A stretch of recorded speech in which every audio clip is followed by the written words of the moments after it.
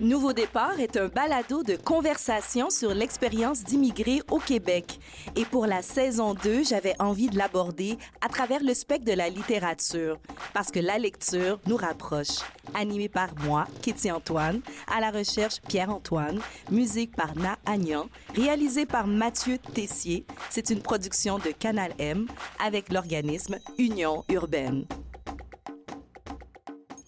Bienvenue à Nouveau départ. Mon invitée aujourd'hui porte plusieurs chapeaux. On la connaît comme la députée de Mercier et porte-parole de Québec solidaire. Mais c'est à l'auteur que je m'adresse aujourd'hui. Elle est née à Beyrouth, a grandi aux Émirats arabes unis avant d'immigrer au Québec. Elle publie son tout premier livre, « Les gens du pays viennent aussi d'ailleurs », un essai autobiographique où elle raconte son parcours de la classe d'accueil à l'Assemblée nationale. Bonjour, Ruba Ghazaï, comment ça va? Ça va bien, merci. Bonjour, merci de l'invitation. Je suis vraiment fébrile. Je pense que on l'entend dans ma voix. Moi aussi. Pas juste parce que je reçois quelqu'un qui a une position très importante dans l'échiquier québécois, mais surtout parce qu'on va parler d'expérience, d'immigration. Et c'est pour ça que j'avais envie de créer ce balado Nouveau départ. Oui. C'est pour avoir des conversations sur c'est quoi immigrer au Québec, c'est quoi les enjeux, comment qu'on se sent, qu'est-ce qu'on laisse. Nouveau départ, j'adore ça. Voilà. C'est beau. Ça aurait pu être le titre de mon livre. Ça pourrait. Il y en a, mais c'est déjà pris, je ne le prendrai pas. Il y en aura sûrement d'autres. Mais pour cette deuxième saison, j'avais envie d'aborder ces conversations à travers le spectre de la littérature parce que le livre, c'est un objet que j'adore. Donc, ton livre s'intitule « Les gens du pays viennent aussi d'ailleurs ». C'est un clin d'œil évident à Gilles Vigneault. Pourquoi est-ce que c'était important pour toi d'apporter, de t'approprier cette phrase aujourd'hui? Ouais. Ben, parce que c'est comme ça que je me sens. Je me sens comme, oui, je suis immigrante, issue de l'immigration, enfant d'immigrants. Je suis arrivée au Québec, j'avais 10 ans, donc selon la définition stricte dans un formulaire quelconque de Statistique Canada, probablement que je suis considérée comme immigrante, mais moi, je me considère comme entièrement 100% québécoise. Ça ne veut pas dire que ma culture d'origine palestinienne du Moyen-Orient, ma langue maternelle, l'arabe, c'est pas parti, ça fait partie de moi, mais je suis aussi 100% québécoise, gens du pays. Gens du pays, c'est propre au Québec, hein, c'est pas... peut-être que si on s'en va ailleurs dans la francophonie, gens du pays, ils vont comprendre les gens du pays, mais ils comprendront pas toute la charge culturelle, émotive que ça a au Québec. Ici, on dit pas bonne fête, on dit les gens du pays, c'est votre tour de vous laisser parler d'amour, donc... c'est quelque chose de purement québécois et moi, c'est une façon très simple, très rapide, en un mot, de dire que je suis 100% québécoise, comme n'importe qui, comme un Tremblay qui est ici depuis 400 ans. Oui, puis de le proclamer haut et fort avec cette phrase qui rappelle notre amour pour le territoire. Oui, exactement. À quel moment, toi, tu t'es rendu compte que wow, mais j'aime ce pays, j'aime cette province, j'ai envie de le revendiquer. Oui, ben c'est sûr que je dis souvent, on ne devient pas québécois juste en descendant de l'avion sur le tarmac, puis tout d'un coup, on dit « Vive le Québec libre et indépendant ». Moi, je suis aussi indépendantiste fièrement. Ça, c'est quelque chose qui prend du temps. C'est un cheminement. Ça dépend aussi à quel âge on arrive, c'est quoi les conditions dans lesquelles on arrive. Moi, je suis quand même privilégiée. 3 ans après notre arrivée, on est devenu citoyen québécois. On a eu notre passeport canadien parce que le passeport québécois n'existe pas encore. Et c'est vraiment à force d'apprendre c'est quoi le Québec. Vous avez parlé d'une classe d'accueil. Je suis arrivée à Montréal, dans le petit Liban, à Ville-Saint-Laurent. Il y avait beaucoup de familles d'origine du Moyen-Orient qui habitent là. Et je suis allée dans une classe d'accueil parce que je parlais pas le français. Mais j'ai pas juste appris le français, j'ai appris aussi la culture québécoise. J'ai appris à devenir québécoise. J'ai appris le français en chantant Félix Leclerc. C'était pas Gilles Vigneault. Gilles Vigneault aussi, mais Félix Leclerc surtout. Il venait de mourir, ça fait pas longtemps. J'en parle dans mon livre. Et Puis en force d'apprendre sur l'histoire du Québec, sur c'est quoi le Québec, ben je le suis devenu petit à petit. Je peux pas dire le moment où je l'ai senti, mais c'est sûr que je me suis sentie, c'était à la fin des années 80, très bien accueillie par ma famille. Mes parents sont allés dans des classes aussi de francisation. Le COFI, qui n'existe plus, ça a été aboli au début des années 2000 pour apprendre le français, apprendre c'est quoi la culture québécoise. Donc, c'est comme ça, petit à petit, que ça s'est fait. Puis, c'est devenu naturel, c'est devenu mon chez-moi. Il n'y en avait pas d'autres. Là, aujourd'hui, ça fait 37 ans que je suis au Québec, ça fait longtemps. Donc, j'ai été au Québec beaucoup plus longtemps que aux Émirats arabes unis. Oui. Donc, j'ai un sentiment d'appartenance très, très puissant. Mais ce qui est important d'entendre dans ce que je dis, c'est le temps. On ne le devient pas du jour au lendemain. Ça prend des conditions, ça prend une société d'accueil, qui ouvre les bras, que ce soit à l'école pour les enfants plus jeunes ou que ce soit dans la francisation pour ceux qui arrivent et qui ne parlent pas le français, ou que ce soit dans la communauté, les fêtes de quartier, les organismes communautaires. Des fois, on peut parler la langue, mais ce n'est pas suffisant pour se sentir bien. Si on a notre famille, moi, j'ai été ici avec mes parents, mais si, par exemple, on arrive ici à un âge adulte, puis notre famille n'est pas avec nous, c'est plus difficile. Il faut que notre famille, qui ait une réunification familiale, qui soit là. Donc, ça prend des conditions, ça prend une société pour accueillir, pour se sentir québécois. Ça prend du temps. Ça prend du temps. Oui. C'est ça qu'il faut apprendre. Il faut donner ce temps-là où est-ce que on se sent aussi accueilli, puis qu'il y ait l'espace et les conditions pour qu'on soit accueilli. Ce qui existe de moins aujourd'hui, malheureusement, mais c'est une condition fondamentale. Ruba Gazal, moi, j'avais envie de reconduire ces conversations avec Nouveau Départ pour que non seulement des... je l'ai encore dans la bouche, non seulement des nouveaux arrivants, mais il n'y a pas que des nouveaux arrivants, non seulement la diaspora puisse avoir accès à ces conversations, mais aussi les gens qui sont installés depuis plusieurs générations dites de souche. Oui. Donc, c'est vraiment des conversations que j'avais envie que tout le monde ait accès pour ouvrir son esprit. Pourquoi toi, tu as eu envie d'écrire ce livre? À qui tu as envie de t'adresser à travers ton ouvrage? Honnêtement, j'avais envie de m'adresser à tout le monde qui... ça peut être les personnes qui vivent dans un endroit au Québec, une région où il n'y a pas beaucoup d'immigration, quoique c'est de moins en moins le cas, il y en a partout maintenant. Mais des gens, peut-être que dans leur quotidien, ils ont moins accès à des personnes, des gens du pays qui viennent d'ailleurs. Et qui en entendent parler uniquement dans les médias, uniquement dans la bouche, par exemple, de François Legault ou uniquement dans la bouche de politiciens ou de gens qui en parlent, mais qui en côtoient pas. Donc, j'avais envie de leur raconter cette histoire d'une personne qui est la mienne. Elle est unique, mais elle est quand même banale, dans le sens que c'est l'histoire de milliers, de dizaines de milliers de personnes issues de l'immigration qui viennent ici, parce que je parle aussi de ma famille, qui sont arrivées à un âge plus avancé. Donc, de savoir comment ça se passe, comment cette personne-là se sent en arrivant au Québec, comment elle apprend le français, comment elle apprend à devenir québécoise, comment elle devient, comme moi, députée à l'Assemblée nationale, même chef d'un parti politique. Je suis la seule femme à la tête d'un parti politique au Québec issue de l'immigration. Donc, comment ça arrive? Donc, n'importe qui est curieux, qui en côtoie pas autour de lui. Mais je parle aussi à des plus jeunes, peut-être issus de l'immigration, qui entendent un discours, qui parle de eux, qui parle de leur famille, qui ont l'impression que ça les rejette, mais de leur dire, ben non, il existe des gens qui te ressemblent. Moi, il y a beaucoup de jeunes femmes qui me disent, on dirait, quand vous parlez, on dirait que vous parlez de moi, on dirait que vous parlez de mon histoire. Je vais beaucoup dans les cégeps, dans les universités, mais aussi dans les écoles secondaires. Je me fais un honneur un plaisir de parler de mon parcours pour que des jeunes, et moi, ça me fait plaisir quand des jeunes disent, ben, on dirait que vous parlez de moi. Ben, ça veut dire que cette jeune femme-là se dit, ben, moi aussi, je peux être à l'Assemblée nationale. Moi aussi, je peux faire ce que j'ai envie, malgré un discours un peu plus, peut-être qu'on entend, qui dit que les immigrants sont un problème. Donc, ça s'adresse littéralement à tout le monde, qui a envie, qui est curieux, qui a envie d'en savoir plus, ou des plus jeunes qui ont envie de se retrouver dans l'histoire, une histoire qui leur ressemble. Puis moi, j'ai eu le goût, le déclic là, pour écrire ce livre. Je l'ai eu quand François Legault a dit on se rappelle, c'était en 2021, c'était pendant la pandémie. Il a dit, moi, les immigrants qui gagnent en bas de 56 000 pour moi, c'est un problème.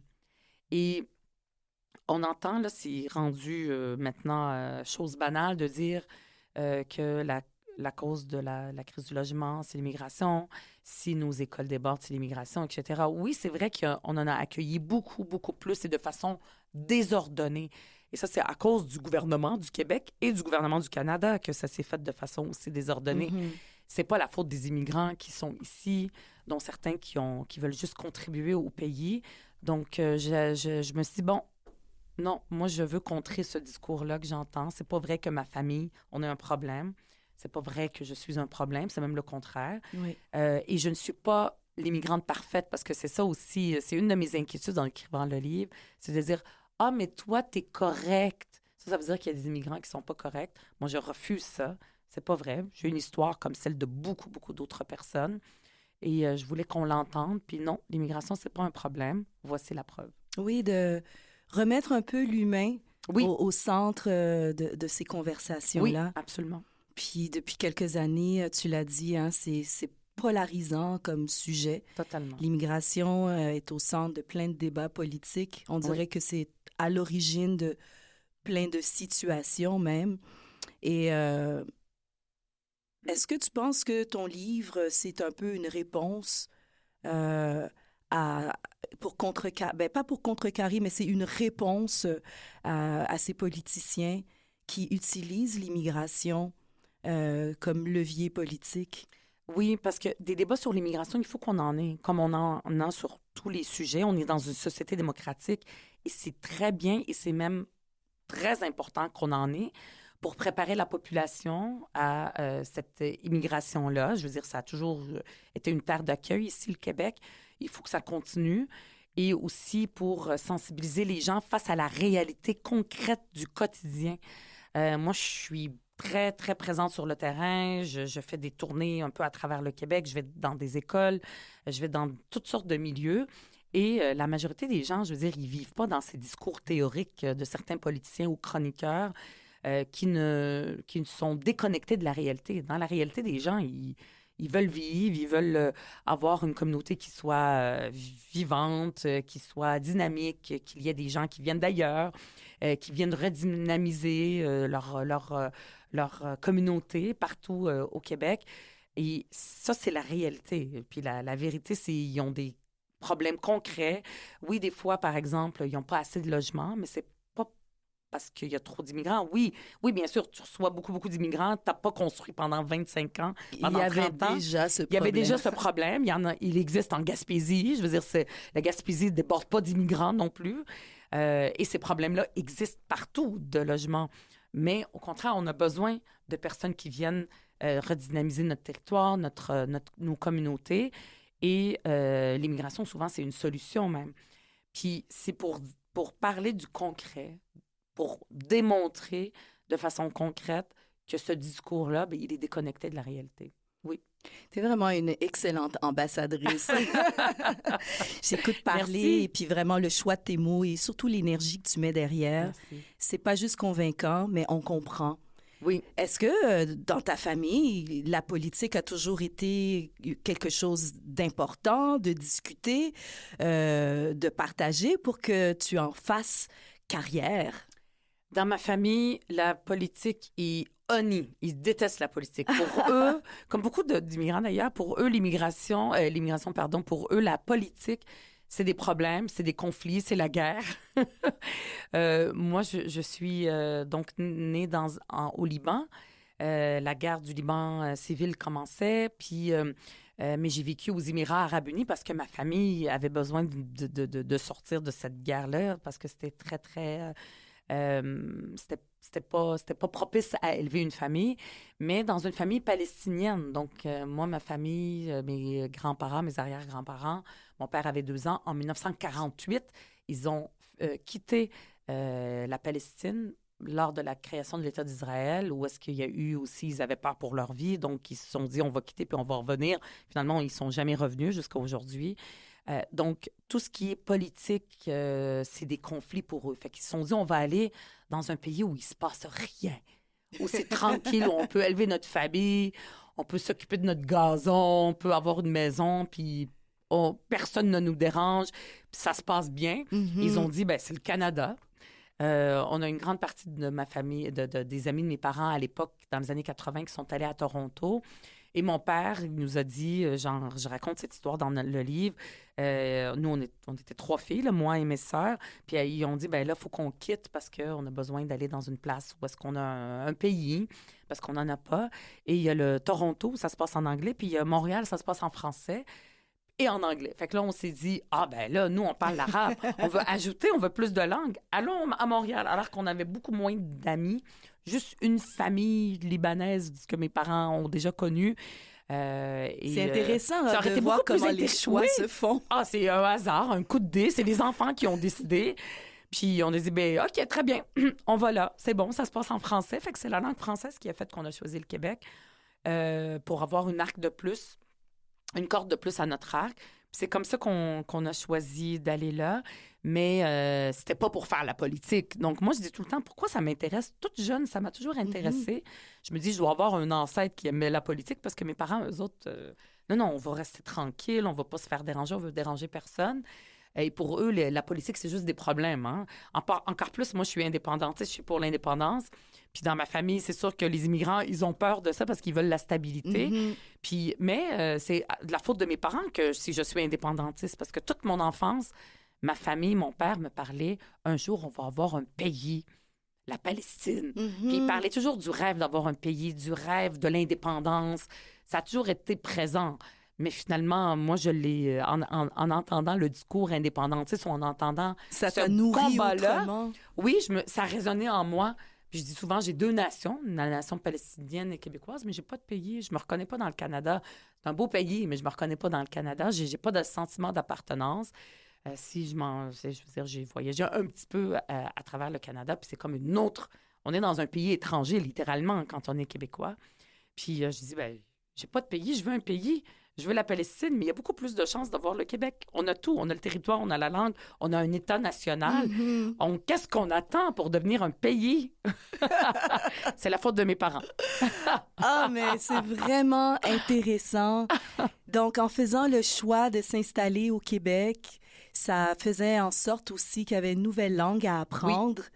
Et pour tes parents, pour toi, en fait, toute la famille. Tout à fait. Et ça, c'est un défi de taille. C'est une richesse pour nous, apprendre une langue de plus, une culture de plus, c'est une richesse. Puis ça, je ne le savais pas à quel point la culture québécoise était riche quand je suis arrivée ici. C'est vraiment, je l'ai appris à l'école, je l'ai appris en côtoyant. Je suis devenue québécoise puis amoureuse du Québec, c'est la question du début. Oui, à l'école, mais en côtoyant des gens, notamment mon prof de classe d'accueil, M. Gilles. J'ai un chapitre qui parle de la classe de M. Gilles. C'est grâce à lui, c'est grâce à des amis, aux parents des amis. C'est comme ça, c'est en côtoyant les gens, pas en écoutant les discours de politiciens, c'est en côtoyant les gens sur le terrain, pour vrai, le vrai monde. Et c'est comme ça que ça t'anime aussi d'un désir de voir ce territoire trouver son indépendance. Oui, avec les Autochtones, avec les immigrants, tous les gens du pays qui viennent d'ailleurs ou qui viennent d'ici. J'adore. Écoute, Ruba Ghazal, on arrive à la partie que je préfère de ma conversation, c'est la lecture. Hein? Je t'en ai parlé, tu m'as dit oui. Oui, bien sûr, avec plaisir. Alors, je retourne le document devant toi pour qu'on puisse se prêter au jeu. Fait que c'est moi qui lis. Oui, c'est toi qui commences. Très bien. Puis moi, je poursuis parce que j'aime ça lire aussi. Très bien. Fait que je lis la moitié, puis après ça, je te laisse continuer. Voilà. Les gens du pays viennent aussi, d'ailleurs. Oui. Donc ça, c'est vers la fin du prologue. Alors, je commence. Ah, c'est quelque chose quand même lire à la radio. Je fais pas souvent ça. Je ne me berce pas d'illusions. Je sais que mon expérience à l'école Saint-Maxime est à des années-lumière de celle que vivent aujourd'hui les petites rubas qui parcourent ces mêmes corridors. Quand ma famille a émigré au Québec en 1988, l'école publique était encore une source de fierté collective et un véritable ascenseur social. Des jeunes de toutes les classes sociales la fréquentaient, car les parents savaient que leurs enfants y recevraient une éducation de qualité. C'était avant l'imposition du dogme néolibéral dans nos administrations publiques, avant les coupes massives en santé et en éducation, avant l'austérité libérale et caquiste. C'était avant l'arrivée massive d'Internet, des réseaux sociaux, de Netflix, d'Instagram et de TikTok dans nos vies, avant que la majorité des contenus culturels que nous consommons quotidiennement, en anglais s'il vous plaît, ne nous fragmentent en solitude enfermée dans nos algorithmes. C'était à l'époque où le mouvement souverainiste caressait encore le rêve de bâtir un pays avec les personnes immigrantes plutôt que de s'en protéger. Que le dernier entré laisse la porte ouverte, disait Jacques Parizeau. La société québécoise a vécu de profondes transformations sociales et culturelles au cours des 30 dernières années. Le visage du Québécois moyen a changé, tout comme nos valeurs, notre rapport aux institutions, nos pratiques culturelles, notre perception de l'avenir et de la place que nous devons occuper dans le monde. Mais derrière ces mutations, je vois une autre trame narrative que la fable commodément simpliste, voire dangereuse, qui nous est proposée par les Mathieu Bock-Côté de ce monde. Je te laisse continuer. Ouais. J'y vois d'abord l'histoire d'un lent et insidieux processus de détournement du discours nationaliste québécois par la droite identitaire. De mouvements inclusifs et ouverts sur le monde qui tendaient les bras à l'autre et lui disaient « Tu es ici chez toi et tu es citoyen québécois au même titre que nous le sommes. » Le mouvement nationaliste québécois, depuis les années 90, est progressivement devenu l'apanage d'une droite identitaire, défaitiste et repliée sur elle-même. Une droite qui perçoit les nouveaux arrivants comme une menace et qui n'a ni la capacité ni la volonté de conjuguer le « nous » québécois dans toute sa diversité. J'y vois ensuite l'histoire, plus silencieuse celle-là, de l'effritement progressif du contrat social qui a pris forme pendant la Révolution tranquille avec ses promesses d'égalité des chances, de justice sociale et de services publics solides visant à améliorer le quotidien des gens. Autant de promesses brisées sans lesquelles il nous est impossible d'envisager une société forte et unie, une société résiliente qui prend soin de son monde, qu'ils viennent d'ici ou d'ailleurs.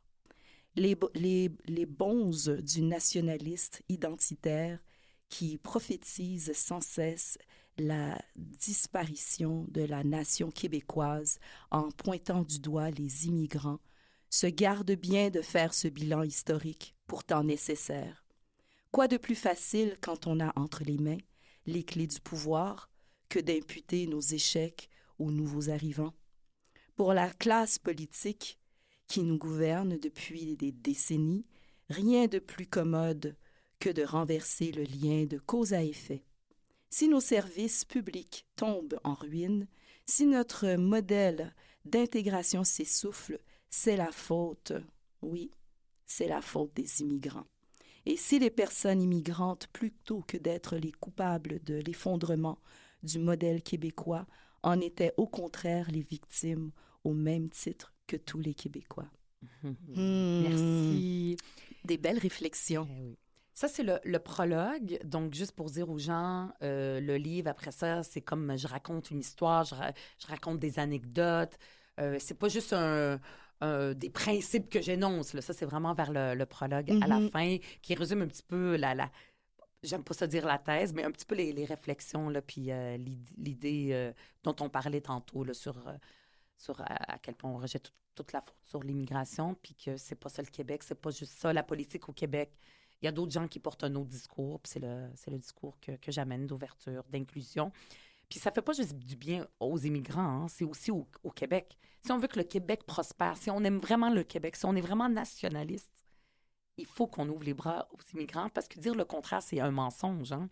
On se rappelle François Legault en 2018, il disait en prendre moins, mais en prendre soin. Mais même lui, il n'a pas été capable d'en prendre moins, puis il n'a pas pris soin tant que ça. Il y avait des coupes dans les cours de francisation, parce qu'on n'a pas le choix. Je veux dire, on ne va pas demander aux femmes qui sont ici, tu sais, aux Québécoises, de faire une Mhm. tralée d'enfants, là. Il y aura plus 10 enfants dans C'est les pas un familles. modèle Ça n'existe viable. plus, là. Tu sais, je veux dire, on n'est pas à 1950. Fait que dire le contraire, c'est mentir. Et c'est Mhm. ne pas préparer la population à ce qu'il y ait à des débats qui doivent se faire, qui doivent être sains, sur le fait qu'on va en accueillir de plus en plus. Puis des rubans gazelles, ben, il y en a de plus en plus, De là. plus C'est en banal, plus. là. C'est pas... un jour, on n'écrira plus une histoire là-dessus, ça va juste devenir la normalité. Et c'est franchement rafraîchissant de la manière que tu apportes le sujet, les métaphores que tu utilises, les extraits aussi autobiographiques que tu partages. Ouais. Ça fait franchement du bien de sortir de la langue de bois et puis de Oui. mettre encore une fois l'humain au centre Ouais. de l'expérience d'immigré. Puis de Ouais. t'entendre aussi parler de ton idéal nationaliste, Oui. de comprendre que c'est un projet que tout un chacun, c'est un projet qui peut nous animer Oui. et qu'on est légitime aussi, même en étant immigrant, de vouloir faire partie de ce Tout projet à fait. national, c'est très légitime. Oui, c'est nationaliste inclusif. Puis je veux aussi dire, si vous avez trouvé que c'était bien écrit, moi, je ne l'ai pas écrit toute seule. Si moi, je le fais avec mon temps, mon temps qui est très, très prenant, je l'aurai terminé en 2030 probablement. Mais il y a aussi Sandrine Bourg qui est ici avec moi aujourd'hui, qui m'accompagne, qui a une plume extraordinaire. Là. Je parle d'elle là, à la fin, là, dans les remerciements. Elle m'a fait découvrir... C'est comme une psychanalyse, ce livre-là. Fait que j'invite les gens à le lire avec la plume de Sandrine Bourg, qui est excellente, magnifique. Ruba Gazal, j'ai envie aussi de rajouter que c'est aussi un peu un essai sur l'amour. Oui, exact. L'amour du Québec, l'amour de ma famille, L'amour de soi. de soi. Je parle Oui. aussi de je raconte une expérience aussi personnelle sur la maternité. Il y a beaucoup, beaucoup de choses. Hein? C'est pas une politicienne qui écrit un livre, c'est une femme qui écrit un livre. En tout cas, merci tellement d'avoir pris le temps de venir discuter avec moi à travers le spectre de ce livre, de ton expérience d'immigré au Québec. Ruba Gazal, je rappelle que ton livre, Les gens du pays viennent aussi d'ailleurs, publié aux éditions Luxe, est disponible dans toutes les bonnes librairies. Absolument. Merci. J'espère qu'on a donné le goût aux gens de le lire. Merci beaucoup de l'invitation. Vraiment, j'apprécie. En tout cas, on a clairement donné le goût aux gens de mieux te connaître. Merci. Merci Ruba Gazal. Merci.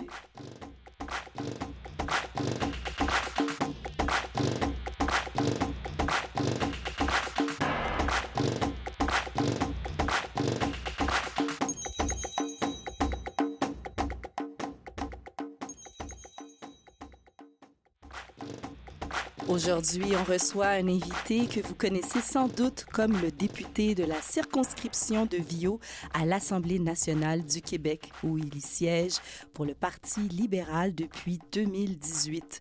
Mais notre invité est avant tout un homme de lettres diplômé en communication. Il est l'auteur de plusieurs recueils de poésie tels que Valkandaï, paru en 2000, Chants de mémoire, paru en 2003, d'Idérance, paru en 2005, Tant l'appli, paru en 2007, 24 heures dans la vie d'une nuit, paru en 2011. Il est né à Port-au-Prince et profondément enraciné dans le quartier Saint-Michel à Montréal, dont il fut conseiller municipal de 2009 à 2018. Aujourd'hui, nous le recevons pour parler de son œuvre et notamment de son plus récent recueil, Nuit des anses pleines, publié chez Mémoire d'Encrier en 2021. Au-delà de ses fonctions à l'Assemblée nationale, c'est le poète et le cofondateur du Fonds 1804 pour la persévérance scolaire que nous avons le plaisir de recevoir aujourd'hui. Mesdames et messieurs, je vous présente mon ami, Franz Benjamin. Bonjour, Ketty. Bonjour. Ça va bien? Ça va très bien. C'est un vrai plaisir d'être avec toi aujourd'hui. Ben, je pense que tu peux entendre la joie dans ma voix, que le plaisir est réciproque. Franz, si tu devais présenter Nuit des anses pleines, le recueil de poésie, à quelqu'un qui ne te connaît pas du tout, tu dirais quoi? Je dirais que c'est cette Nuit des Anses Pleines a été cette part en moi qui a été le plus dévoilée, en fait. C'est toute la féminité que je porte en moi, c'est-à-dire à travers des trames d'élégance, de beauté, euh, de joie, mais aussi de tendresse aussi. Et c'est un recueil tissé dans la tendresse.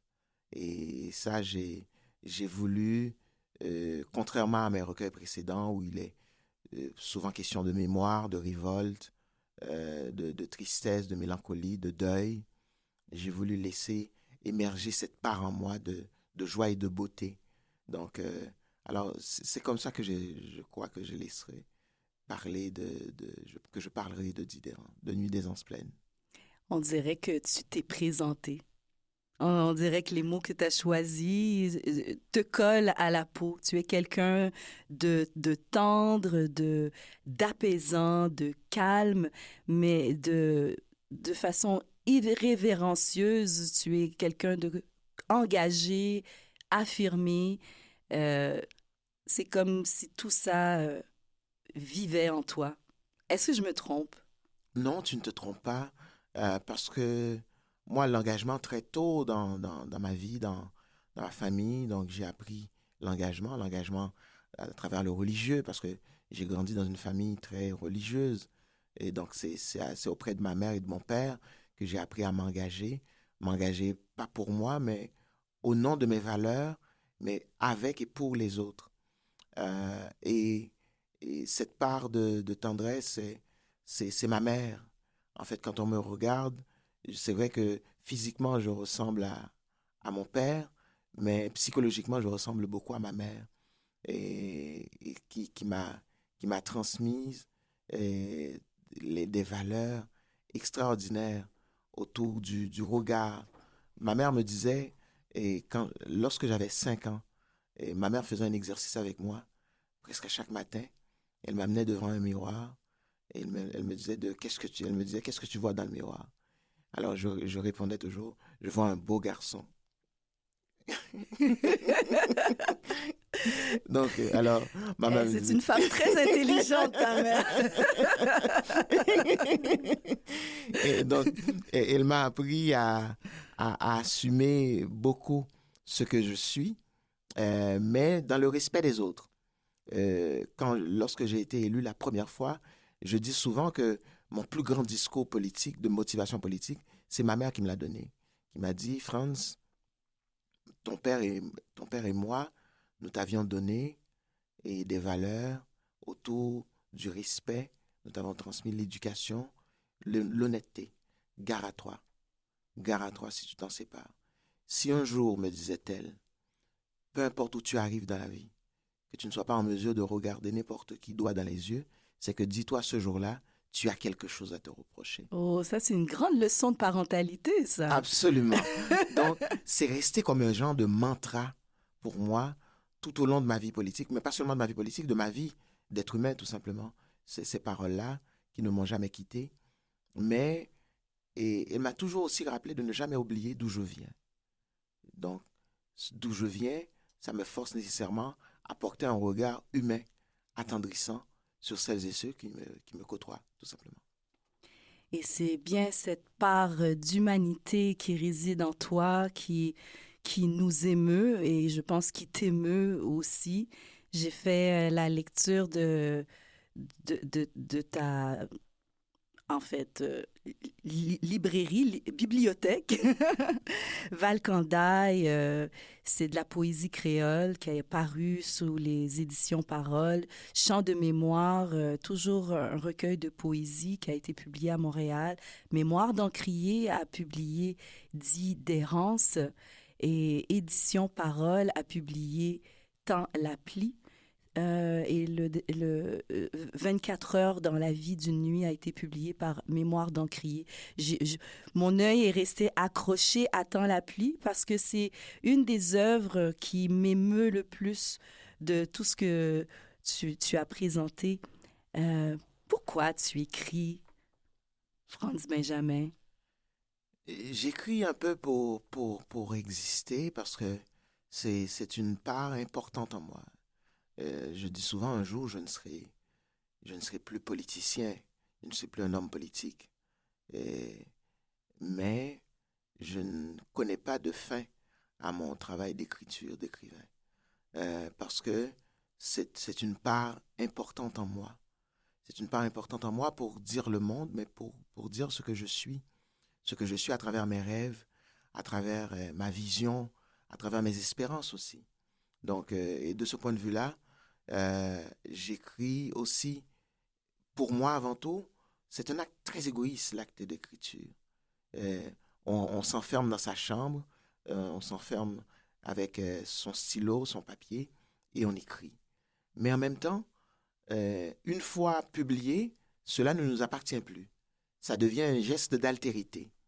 Donc, on écrit pour les autres aussi, puisque lorsqu'on écrit pour être lu, donc le lecteur ou la lectrice prend avec lui ou avec elle ce que bon lui semble à travers ce que tu écris. Et que de fois, j'ai rencontré des gens qui ont lu un de mes recueils ou une de mes œuvres, qui m'ont raconté avoir retrouvé quelque chose dont je n'imaginais pas, dont je n'espérais pas qu'ils auraient trouvé. Mais c'est tant mieux.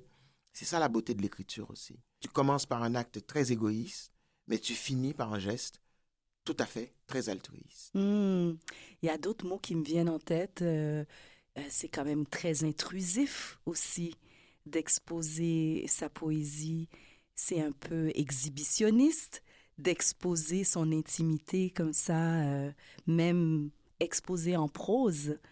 Donc, ça m'amène à, à observer des thèmes qui reviennent là, ci et là. Il y a l'eau, le voyage, qui reviennent beaucoup dans ton recueil de poésie, Nuit des anses pleines. Pourquoi ces thèmes sont si récurrents? Ben alors, ce thème-là, ce sont des thèmes qui reviennent souvent, effectivement, parce que ce sont des thèmes qui partent de l'intérieur. Je me rappelle un des recueils un des livres qui m'a beaucoup marqué, c'est L'être un jeune poète de Rainer Maria Rilke, que j'ai lu très tôt à mon adolescence, sur le geste de qu'est-ce que c'est que créer, qu'est-ce que c'est que la création, qu'est-ce que c'est qu'être artiste. Et selon Rilke, et je suis d'accord avec lui, il faut rentrer en soi pour aller découvrir la substance de la création. Et à chaque fois, effectivement, je suis obligé de rentrer en moi pour aller trouver cette substance de création qu'est l'écriture. Et cet en moi-là, c'est parfois des expériences vécues, mais des expériences non vécues. Ce sont des rêves, des fantasmes. Mais je ne saurais te dire lequel est la part du fantasme ou du réel. Mhm. C'est à toi de le découvrir. Mais à chaque fois, je veux ramener dans cette conversation un ami, un bon ami à moi, nous sommes amis depuis au moins 25 ans, et il écrit depuis au moins 30 ans. Il n'a jamais publié. Et il écrit sublime, de manière sublime. Et à chaque fois que je lui pose la question, je lui dis, mais pourquoi tu ne publies pas? Tu devrais envoyer ton manuscrit à un éditeur. Il me dit, non, je suis trop humble et trop, et trop prudent. Donc, alors, je dois comprendre que moi qui, à chaque fois que j'envoie un manuscrit, C'est un manque d'humilité. c'est un manque d'humilité. Donc, voilà. Mais- Chacun gère ses obsessions. Voilà, tout à fait. Tout à fait. Donc, mais Nuit des anses pleines, Nuit des anses pleines est arrivé au terme d'une série de périples, de voyages à travers l'eau. Au Québec, le fleuve, les rivières, et ailleurs, l'océan Atlantique en particulier. Euh, et au terme de ce voyage, au cœur même de ce voyage, naquit Nuit des anses pleines, qui est une expérience de l'eau Mm. et de rencontres humaines aussi, beaucoup. Quel est ton processus créatif? Est-ce que ça part d'un carnet, d'une phrase entendue, suspendue, d'une scène vécue? Comment ça devient un poème abouti? J'ai pas de méthode particulière. J'ai pas de méthode particulière. Euh, les poèmes que je préfère le plus, ce sont des poèmes nés d'un jet. Nés d'un jet. C'est-à-dire que le poème arrive en bloc. Et il y a des poèmes qui ont pris naissance et, au cœur d'un moment particulier, d'un moment de tendresse, d'affection, un moment de désespoir ou de colère aussi. Et il y a d'autres poèmes qui ont pris naissance euh, parce que j'avais un sujet que je voulais aborder. Et ce sujet-là, je me demandais comment l'aborder. Est-ce que je l'aborde à travers une lettre ouverte, comme homme politique, ou bien je l'aborde à travers un poème. Donc, il y a des textes qui sont nés comme ça aussi.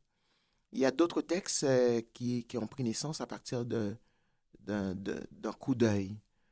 Comme par exemple, un de mes derniers textes qui s'appelle Boulevard Saint-Michel.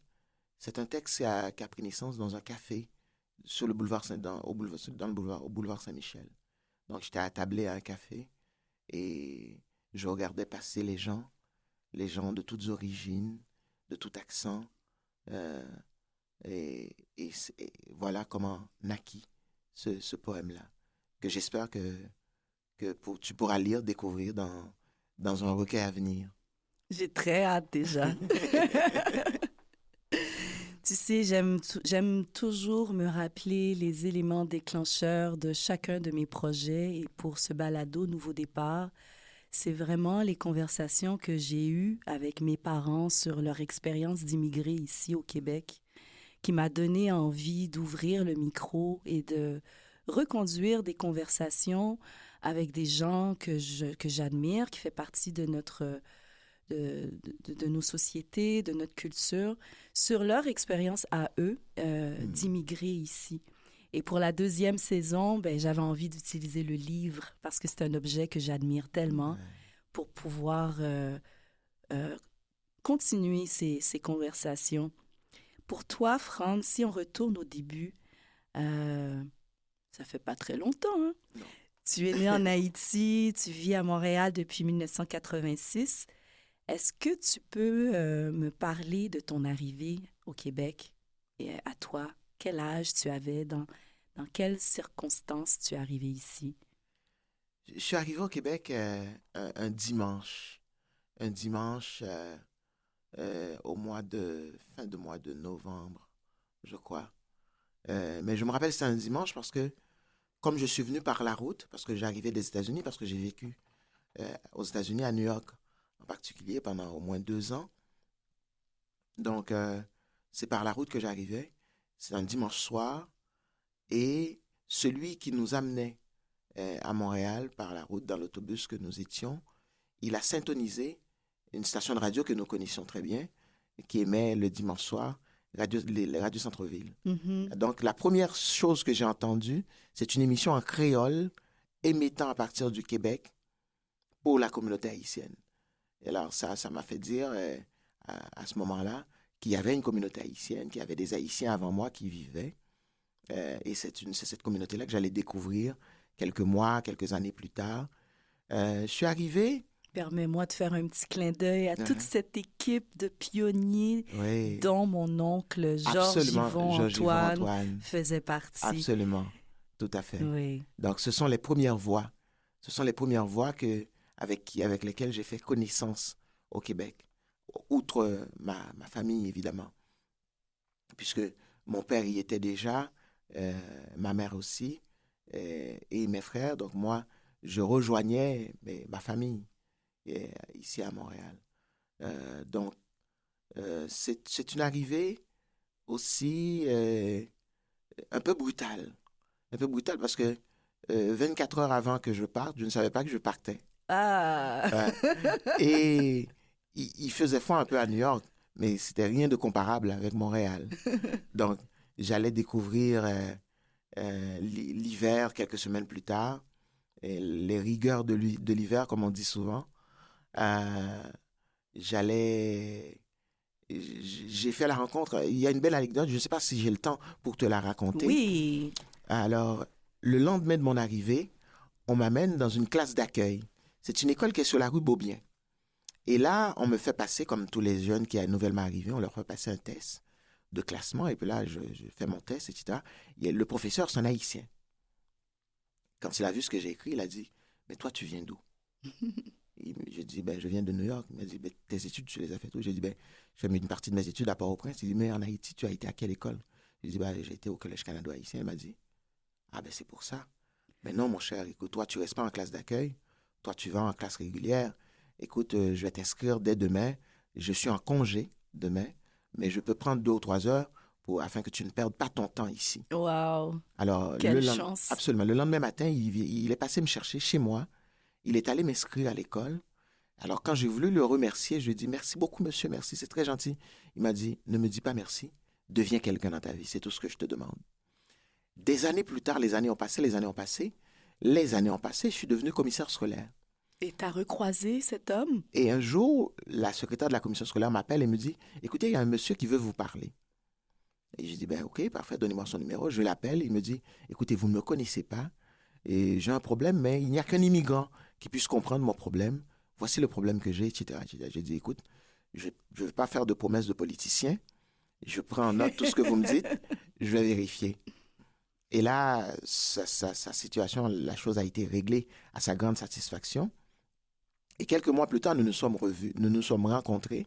Quand je l'ai vu, j'ai dit, je lui ai demandé, est-ce que tu as travaillé dans l'éducation? Il dit, oui. Tu l'as reconnu. J'ai été enseignant. Il m'a dit, j'ai été enseignant pendant 17 ans au Crêpes, sur la rue Beaubien à Montréal. Oui. Il dit, écoute, votre visage ne m'a jamais quitté. Il y avait un jeune petit Haïtien qui était arrivé à Montréal. Le lendemain de son arrivée, il a été dans une école et il y avait un professeur qui avait pris une demi-journée de sa vie pour l'emmener s'inscrire à l'école. Et quand ce petit Haïtien a voulu le remercier, il avait dit, non, ne me dis pas merci, deviens quelqu'un. Alors, c'est ce petit Haïtien qui est devant toi aujourd'hui. Wow! Et depuis là, nous ne sommes jamais quittés. Et puis, il est satisfait de ce que tu es devenu, Je crois que oui. Mes salutations à Alain. Alain, merci beaucoup pour tout ce que tu as fait pour moi. Et par la suite, tu as fait des études en communication et tu as travaillé dans le domaine? J'ai travaillé dans le domaine des communications, mais au gouvernement du Québec. Parce que j'ai travaillé pour Communication Québec. J'étais responsable du renseignement pendant plusieurs années dans la fonction publique québécoise, donc pour les régions de Laval, Laurentides, de la Naudière. Et ça, je l'ai fait jusqu'à ce que je quitte pour mes activités, pour devenir un homme politique. Voilà. Vraiment fascinant. Oui. Tantôt, quand tu m'as partagé le fait que le jour que tu quittais Haïti, c'est le jour que tu as appris que tu quittais Haïti. Oui, absolument. Je pense qu'on a tous 1 ou 2 histoires dans le placard qui ressemblent 2 gouttes d'eau à ça. Moi, le jour que mon père retournait en Haïti, c'est le jour que j'apprenais que mon père retournait en Haïti. Ah ouais, absolument. C'est comme plein de petits traumas, là, qu'on doit gérer absolument. Après. Mais chez toi, en grandissant, qu'est-ce qui prenait plus de place, la culture ou la politique? Ah, définitivement la culture. Définitivement la culture. Et la politique est venue vraiment plus tard. Mais dès le départ, c'est la culture. La littérature, la musique. J'ai jamais été musicien, mais j'ai toujours été, je suis encore un grand mélomane. Le théâtre, j'aime beaucoup le théâtre. Et la littérature, grâce à quelqu'un que je dois lui rendre hommage, le Nous Supplice. Le Nous Supplice, un poète montréalais, et qui travaillait à l'époque, qui était intervenant au bureau de la communauté haïtienne de Montréal et qui avait fondé un club littéraire pour des jeunes de la communauté qui étaient intéressés par la littérature, par le livre. Alors, c'est comme ça que j'ai fréquenté ce club-là. J'ai découvert des jeunes qui avaient mon âge, des filles, des garçons, qui aimaient le livre comme moi. Nous avons commencé à lire ensemble, à écrire. Et de là, quelques années plus tard, naîtra mon premier recueil de poèmes, Valkandaï, en créole, et qui se veut une ode à ma grand-mère. T'as vu, j'ai pris le recueil entre mes mains. Oui, absolument, tout à fait. T'as compris que c'était le temps. C'est le temps. Ça passe vite. C'est le moment que je préfère dans l'émission, ce moment de lecture. J'adore le livre, j'adore lire. Et donc, je me régale. Je t'attends comme autrice. T'as dit, on fait pas de promesses. Hein? On fait que des surprises. Que des surprises. J'ai hâte à cette surprise-là. Alors, page 24. Quelques notes d'harmonica, des giboulées d'automne, ton front de travers, au temps où j'étais veilleur de tes nuits. Tes cheveux, au fil de mes phalanges, retombent sur tes cils et tes oreilles. Entre deux chansons de mitraille, nous faisons nos valises. Tu as gardé la réplique de Chagall et moi la chanson de Roland, ce vieux recueil de l'ami Morisseau. Nous tirons au sort le dernier drap qui a accueilli nos corps naufragés dans le libre rat de l'amour. Ton rire, bonheur, est parti avant toi. Ton rire de dents blanches dans mes délires, pluie averse, renversant nos chagrins.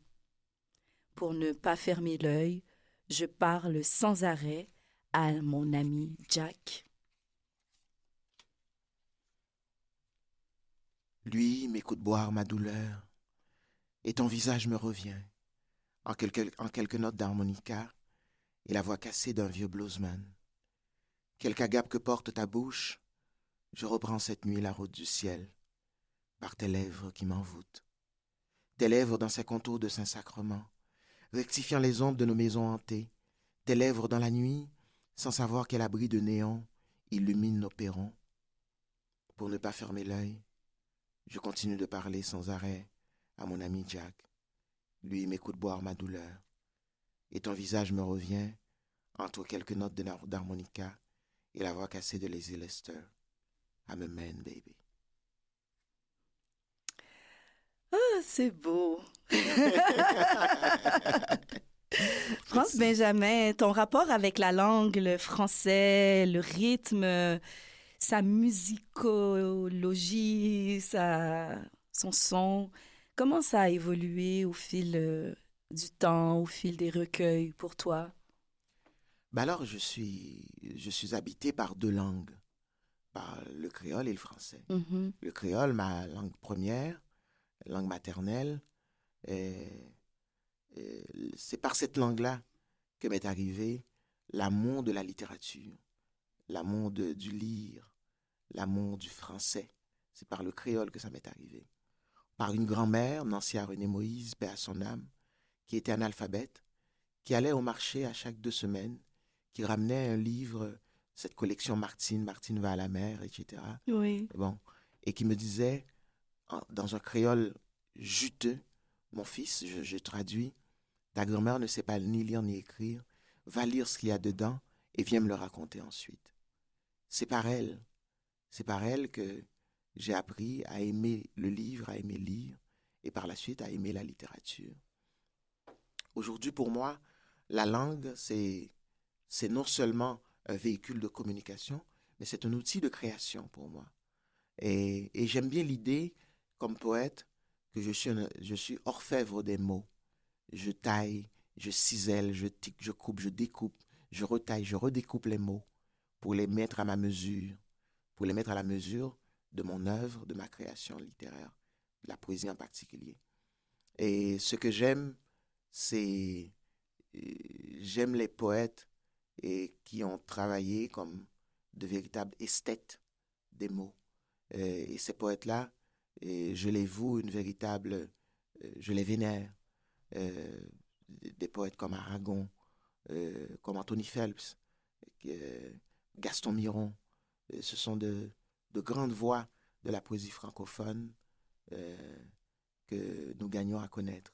Et dans la littérature créole, il ne faut pas oublier, par exemple, quelqu'un comme, comme Coralin, par exemple, Jean-Claude Martineau, qui est un poète extraordinaire aussi, qui gagne à être mieux connu aussi. C'est un poète montréalais aussi, puisqu'il vit à Montréal. Voilà. Ah, je voulais pas t'interrompre. Vraiment, je me suis régalée de notre conversation. J'aurais aimé que le temps soit vraiment beaucoup plus obéissant et se multiplie à notre guise. Mais c'est tout pour aujourd'hui. Et puis, je suis contente qu'on ait pu explorer Nuit des Anses pleines, Franz Benjamin, Et j'espère que ça donnera le goût à d'autres artistes de s'accaparer ton œuvre et d'en faire des chansons, des épopées, des théâtres musicaux. Il me semble qu'il y a un grand potentiel pour ça. Ah, ben formidable. Oh, oui. Alors, je vais répondre comme on dit à l'église, qu'il en soit ainsi. Qu'il en soit ainsi.